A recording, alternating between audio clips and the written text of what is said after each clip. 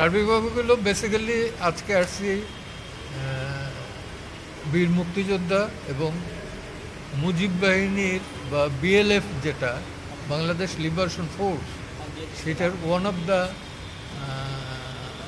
Instructor জনাব হাসানুল্লাহ তিনুর পক্ষে তার বিরুদ্ধে যে মামলাটা ছিল সেটা চার্জশিট দিয়ে দেওয়া হয়েছে 2 নম্বর কোর্টে, এবং 2 নম্বর কোর্ট সেটা অ্যাকসেপ্টও করছে, কিন্তু এটা লিস্টে আগে থেকে ছিল 1 নম্বর কোর্টে।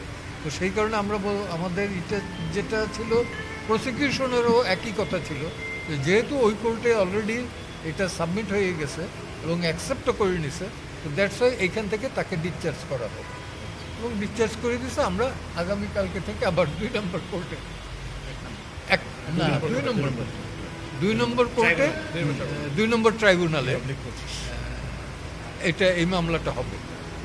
এই আর কি, তেমন কিছু ঘটনা ঘটে না।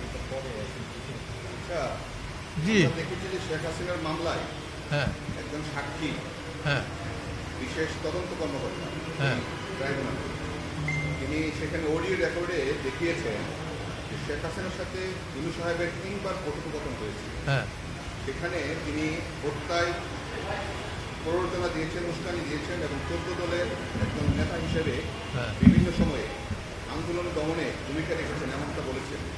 আপনার কি আসামির সাথে কথা হয়েছে যে আপনি উনি কি এই ধরনের কাজ করেছে কিনা, বা আপনার কীভাবে প্রমাণ করবেন যে উনি করে নাই? আপনি কি এই অডিওটা শুনছেন? ওই দিন শুনিয়েছে, শুনছেন আপনি নিজে? সেটা হাসানুল্লাহ কিন্তু কি বলছে? বলেছে যে কুষ্টিয়ায় আমি যারা আন্দোলন করছে তাদের তালিকা করে তাদেরকে রাতের মধ্যে ধরার একটা জন্য বলেছি এবং সেটা করছে। ঢাকায়ও যেন এটা করা হয়, সবাইকে রাতের মধ্যে শনাক্ত করে ধরে ফেলতে হবে। ধরার কথা বলছে এবং পাশাপাশি আরেকটা বলছে অ্যারেস্ট করা হোক, একদিন রেখে ছাড়িয়ে দেওয়া হোক এবং কোনো প্রকার যাতে গুলি না চালানো হয় এবং সাউন্ড গ্রেনেড দিয়ে ভয় দেখানো হয়। ইট ডাজ নট মিন যে এখানে কিলিংয়ে পার্টিসিপেট করার জন্য উনি ইনসিস্ট করছেন। তো তো সরকার যে থাকবে সেই করবে, করবে না? আমার কাছে ভিডিও না, তখন তো ভিডিও ছিল না। 92-তে যখন গণ আদালতের করি, doctor Kamal Hossain, barrister Amirul Islam, barrister Shawkat Ali Khan, barrister Shafiq সহ যখন এইখান থেকে মিছিল বের করি, পুলিশে তো লাঠিচার্জ করছে। স্বাস্থ্যকর অল টাইম ফ্যামিলি কেক, সব সময় অল টাইম হেলদি লাইফ।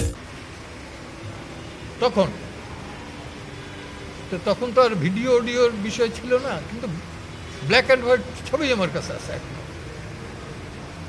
হ্যাঁ, তো এখন কালের ক্ষমতায় যারা থাকে তারা টিকে থাকার জন্যে রাষ্ট্রযন্ত্রকে ব্যবহার করে, এটা দেখে আসছি এবং সারা পৃথিবীতেই তাই। এই যে হত্যাযজ্ঞ হয়েছে সেটা কি আইনি? হত্যাযজ্ঞে যদি অপরাধী হয় অবশ্যই পানিশমেন্ট হওয়া উচিত। হত্যায়, যে কোনো হত্যা একটাও যদি হয়, সেটাই যে অপরাধী তার পানিশমেন্ট হবে, কিন্তু প্রমাণ করতে হবে, গায়ের জোরে না।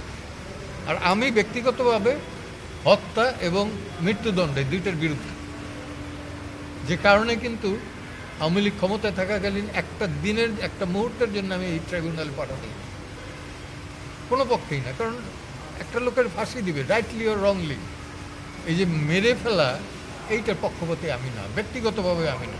মৃত্যুদণ্ডের সারা সভ্য দুনিয়ায় এটার বিরুদ্ধে।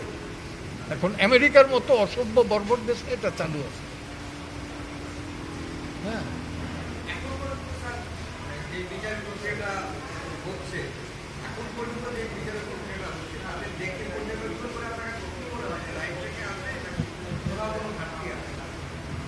ঘাটতি তো এভরিওয়্যার আছে, এভরিওয়্যার ইন বাংলাদেশ। আমি তো আমার তো কোনো গ্যারান্টি নাই যে এখান থেকে আমি সেফলি বাসায় যেতে পারবো, বাসায় ঘুমাইতে পারবো, এই গ্যারান্টিটা নাই। একটা এক্সাম্পল দিই, গত মাসের 28 তারিখ প্রজন্ম মঞ্চ 71 থেকে আমি একটা গোল টেবিল বৈঠক ডাকছিলাম। ইস্যু কি? ইস্যু ছিল মুক্তিযুদ্ধের, মহান 71-এর মুক্তিযুদ্ধের যাতে কোনো রকম মর্যাদাহানি না হয় এবং 72-এর সংবিধানের সংরক্ষণ যাতে করা যায়, এইটা নিয়ে আলোচনা। এবং যারা ছিল অধিকাংশ ছিল অ্যাবাভ 70 এইজের। সেইখান থেকে মধ্যে 2-3জন ছিল মঞ্জুরুল আলম পান্না, কার্জন আর কে, এই এই এই দুইজন ছিল বোধহয় ইয়াং, তাও অ্যাবভ 60। মব করা হইলো যারা অ্যাটাক করলো, মব করলো, তাদের কারোর বিরুদ্ধে কোনো মামলা হইল না। মামলা হইল গিয়ে যারা ভিকটিম তাদের বিরুদ্ধে। সো এই আইনের প্রতি, এই অ্যাডমিনিস্ট্রেশনের প্রতি আমার শ্রদ্ধা থাকবে কোত্থেকে? আপনি কি বলছেন যে রাষ্ট্রযন্ত্র তাহলে সঠিকভাবে এখন চলছে না? সঠিকভাবে না, বেঠিকভাবে চলতেছে। রাইট? কোনো ভাগ রেখে কথা বলছি? বেঠিকভাবে চলতেছে, উল্টাভাবে চলতেছে। আর এখানকার বিচার ব্যবস্থাটা? এখানকার তো রাষ্ট্রের কি বাইরে? এটা কি বাংলাদেশের বাইরে?